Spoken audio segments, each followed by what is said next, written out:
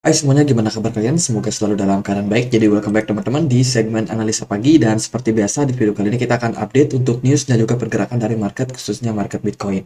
Guys, kita berada di tanggal 30 Juli 2023. Kita berada di weekend ya teman-teman. Jadi weekend biasanya nggak terlalu banyak news, dan untuk yang diperhatikan itu adalah news event besok ya. Itu akan ada data soal Chinese Composite PMI dan juga manufacturing serta non-manufacturing PMI. Data ini adalah data yang sangat berhubungan sama kondisi dari perekonomian dari China. Bagaimana ekspor impor itu akan tergambar dari data PMI ini. Maka dari itu sangat penting untuk kita lihat karena pada faktanya saat ini kondisi China lagi dalam posisi stagflasi, teman-teman. Perekonomian sangat sulit untuk growth ya. Bahkan inflasi di sana sudah turun, tapi minat belanja masyarakat di sana cenderung masih rendah. Dan ini buruk banget buat ekonomi ekosistem ekonomi di kawasan Asia, termasuk juga Amerika Serikat, karena kan mereka juga ada hubungan dagang. Kemudian juga kalau kita lihat dari data hari ini atau data besok ya, itu akan ada data soal CPI serta core CPI, kemudian data GDP untuk Uni Eropa. Ini juga akan sangat penting untuk kita melihat seperti apa kondisi dari inflasi di Uni Eropa secara keseluruhan. Maka dari itu hari Senin itu bisa jadi market akan cukup volatile. So hati-hati dan prepare untuk teman-teman semua. Dari berita yang lain, karena weekend nggak terlalu banyak teman-teman, salah satunya ada data soal Render yang bekerja sama dengan Solana untuk membangun dunia AI dan juga Metaverse ya. Jadi mereka berkolaborasi, dua perusahaan ini sekarang sedang membangun rendering the Metaverse on Solana, jadi di blockchainnya Solana. Jadi ini merupakan sebuah kerjasama antara dua blockchain, dua perusahaan yang tentunya ini akan bisa sangat-sangat keren ke depannya teman-teman. Kita tunggu aja gimana terobosan yang akan dibangun oleh dua perusahaan ini. Selain itu ada fakta terkait peresmian bursa kripto CFX teman-teman, atau bursa kripto Nusantara ya. Bursa Komoditi Nusantara atau Commodity Future Exchange atau CFX resmi diluncurkan Kementerian Perdagangan dan juga Badan Pengawas Perdagangan Berjangka Komoditi atau BAPEPTI pada hari kemarin tanggal 28 Juli. Teman-teman, Menteri Perdagangan Zulkifli Hasan yang hadir dalam peresmian ini berharap CFX dapat menjadi wadah melengkapi ekosistem kripto di Indonesia. Jadi ini sebuah ekosistem yang sedang dibangun teman-teman oleh apa namanya Indonesia sendiri ya, guna untuk melindungi para investor karena yang namanya cryptocurrency itu adalah aset yang sangat high risk, beresiko tinggi, tidak hanya fluktuasi harga yang naik turun, tapi juga ada hacking, ada kejahatan-kejahatan pencucian uang dan lain sebagainya di dunia kripto ini yang saya rasa pemerintah Indonesia butuh untuk melindungi konsumen. Apalagi kan di Indonesia literasi keuangannya belum terlalu banyak. Banyak orang yang beli kripto cuma ikut-ikutan.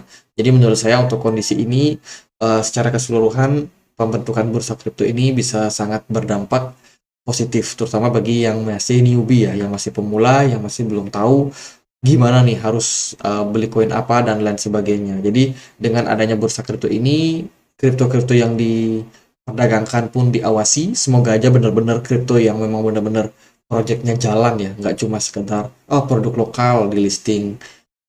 Ya artinya produk lokal, kalaupun lokal itu harus tetap di-maintain teman-teman, dan developer sendiri pun juga nggak boleh serta-merta bikin koin terus nggak di-develop. Kayak banyak kasus kan di Indonesia kripto-kripto lokal itu yang bermasalah.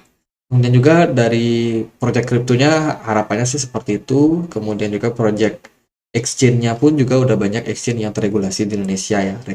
Rekeningku atau Reku, ada Pintu, kemudian toko kripto, Indodax, Peluang, Zipmax, Bittime, Naga Exchange, Nanovest, dan lain sebagainya. Semoga aja bisa menjadi sebuah wadah yang memberikan kenyamanan untuk investor. Oh, saya baru tahu ternyata Stockbit punya crypto exchange ya. Dan ternyata ada 23 calon bursa kripto atau exchange kripto yang sudah mempersiapkan untuk pendaftaran mereka. Ya semoga aja cepat-cepat eh, terregulasi untuk crypto exchange yang belum. Jadi itu dari Indonesia, kemudian berita ini datang dari Amerika Serikat. SEC baru aja mengadopsi Cyber Security Risk Management yang baru atau peraturan yang baru. Jadi menurut rilis surat kemarin ya teman-teman, jadi tanggal 26 Juli 2023 secara resmi SEC itu meminta siapapun yang berhubungan sama yang namanya dunia cryptocurrency, kalau ada masalah cyber security ya, yang berhubungan sama cyber security, entah itu hacking, pencurian dana dan lain sebagainya, itu diwajibkan untuk melaporkan kepada SEC, teman-teman. Jadi kalau misalkan nih Coinbase kan dia berhubungan sama kripto, udah listing di bursa Amerika ya, udah listing, dan kedepannya kalau misalkan Coinbase itu bermasalah, contohnya dia ada kena hacking dan lain sebagainya, itu wajib banget Coinbase melaporkan kepada penyelenggara yaitu SEC selaku regulator ya, supaya mereka juga bisa take note tuh masalahnya apa, apakah ada hacking, berapa kerugiannya, seperti apa caranya dan lain sebagainya. Jadi itu harus didata. Dan ini bisa menjadi sebuah apa ya, mungkin bad news ya buat saham-saham Coinbase, karena akan cenderung lebih eh, ya lebih sensitif terhadap isu-isu seperti hacking dan lain sebagainya.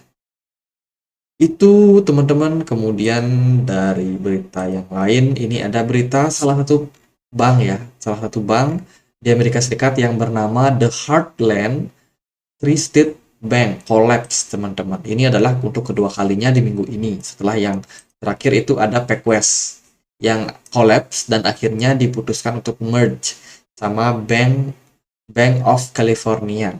Ya, tujuan di merge ini untuk menyelamatkan likuidasi yang dimiliki oleh PacWest. Jadi satu lagi bank tergeletak yang namanya Heartland State. Semoga sih dari kejadian ini dari The Fed sendiri itu bisa mempertimbangkan ya teman-teman. Karena kan kemarin The Fed masih mengindikasikan ada 2 kenaikan suku bunga dan sudah terrealisasi di FOMC terakhir ya, naikin suku bunga 25 basis point. Dan semoga dengan kasus ini The Fed bisa cenderung lebih hati-hati mengambil kebijakan dan tidak terlalu agresif lagi seperti yang sebelum-sebelumnya. Karena kalau kita melihat dari data inflasi juga cenderung sudah berhasil diturunkan. Sekarang tinggal maintain aja nih sepertinya ya. Maintain aja suku bunga yang ada sekarang. Ini bank-bank udah mulai pada collapse lagi. Takutnya terjadi resesi, takutnya terjadi masalah ekonomi yang cukup parah. Itu jadi semoga Heartland Tri-State Bank ini bisa cenderung diperbaiki lagi. Entah itu dilakukan merge kah atau mendapatkan suntikan dana lagi. Karena ini udah parah banget, teman-teman. Collapse lagi. Itu dari beberapa data. Oke, kita akan lihat gimana kondisi dari market Bitcoin. Besok kita akan dapat closing time frame weekly ya. By the way, kita juga mau closing time frame monthly. Jadi nggak ada salahnya kita bahas sedikit. Kalau kita lihat dari pergerakan Bitcoin di time frame monthly, sebenarnya menurut saya masih cukup positif. Pertimbangan saya yang pertama itu adalah MACD yang udah terjadi golden cross, which is ini sangat-sangat bagus ya, potensial positif in the long run, teman-teman. Jadi mungkin jangka pendek dia ada naik turun, tapi of course kalau kita perhatikan dari time frame monthly ini sangat-sangat positif. Sementara kita ongoing untuk koreksi aja. Kalau kita lihat dari awal bulan sampai sekarang, Bitcoin mencapai level kenaikan di kisaran 31.800 dan level penurunan terdalam di bulan ini yaitu sekitar 28.800. Jadi hanya range sekitar 2.000 dolar ya teman-teman. Jadi itu posisi yang menurut saya cukup nggak terlalu masalah lah teman-teman. Kalau kita perhatikan dari candle time frame monthly-nya so far masih terbilang koreksi wajar saja. Sementara itu kalau kita lihat dari time frame weekly, nah ini udah mulai muncul apa yang namanya sinyal-sinyal bearish, teman-teman. Sinyal bearish muncul di time frame weekly kalau kita perhatikan dari pergerakan Bitcoin 2 kali mentok ini di level 31 ribuan. 2 kali mentok dan sekarang berpotensi double top ya. Ini baru berpotensi, teman-teman. Belum kejadian ya. Kalau kejadian ya tentunya harus kembali balik turun kisaran 24.000. Ya, 24.000 itu masih sangat terlampau jauh untuk Bitcoin. Let's say kalau Bitcoin terjun ke kisaran 24.000, udah harus hati-hati sih buat teman-teman. karena double top bisa jadi terkonfirmasi. Jika kita perhatikan dari weekly time frame juga ya, dari MACD-nya posisinya udah bikin dead cross, dan juga volume smart money nggak terlalu besar. Tapi ini kan belum pasti ya teman-teman. Kita butuh melihat beberapa pergerakan ke depannya untuk Bitcoin. Sementara itu sih di time frame weekly cenderung koreksi wajar aja, terlihat koreksi wajar aja, belum terjadi dump yang sangat signifikan.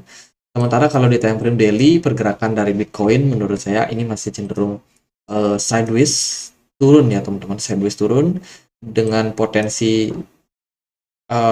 dari MACD sendiri yang udah cenderung turun juga teman-teman. Ini kecenderungannya kita ada kemungkinan untuk kembali rise, harganya kembali menguat ya.